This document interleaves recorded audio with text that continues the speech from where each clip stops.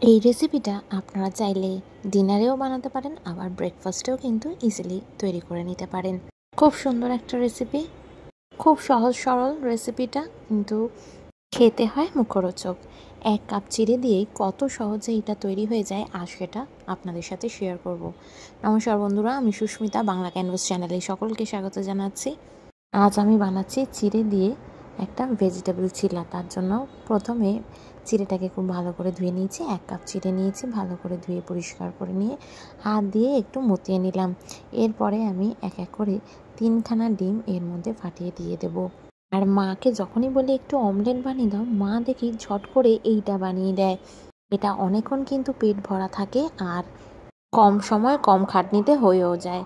তো 3খানা ডিম ধপধপ করে আমি ফাটিয়ে দিয়ে দিলাম। এবার এর মধ্যে কুচিয়ে রাখা পেঁয়াজ আর কাঁচা লঙ্কাটা দিয়ে দিচ্ছি।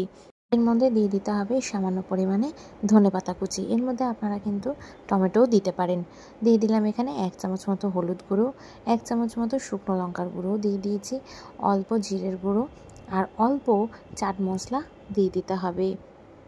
চাট মশলা দিলে কিন্তু খেতে বেশ একটা টক ঝাল ফ্লেভার তৈরি হয়। এবার সমস্ত কিছুকে খুব ভালো করে এইভাবে মিশিয়ে নিতে হবে। প্লেন অমলেট খেলে বেশিক্ষণ কিন্তু পেট ভরা থাকে না, বাট এইভাবে যদি বানিয়ে নেন তাহলে দেখবেন অনেকক্ষণ পেটটাও ভরা আছে, খিদেও পাচ্ছে না। আর দিয়ে দিলাম এর মধ্যে পরিমাণ মতো নুনটা স্বাদ মতো দিয়েছি। আপনারা আপনাদের ইচ্ছে মতো যতটা প্রয়োজন ততটা দিয়ে নেবেন। দিয়ে ভালো করে মিক্স করে নিলাম। কড়াইতে এবার আমি কিছুটা পরিমাণে সাদা তেল দিয়ে দিয়েছি। এবার চিড়ের অমলেটটাকে এইভাবে ঢেলে দেওয়া হলো ফ্রাইং প্যানের ওপরে।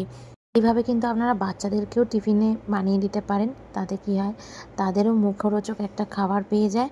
এইভাবে বানিয়ে নিলে কিন্তু রেসিপিটাও ভীষণ স্বাস্থ্যকর হয়। আর বাচ্চাদের টিফিনেও যদি আপনারা এটা বানিয়ে দেন, তারাও খুব মজা করে খাবে।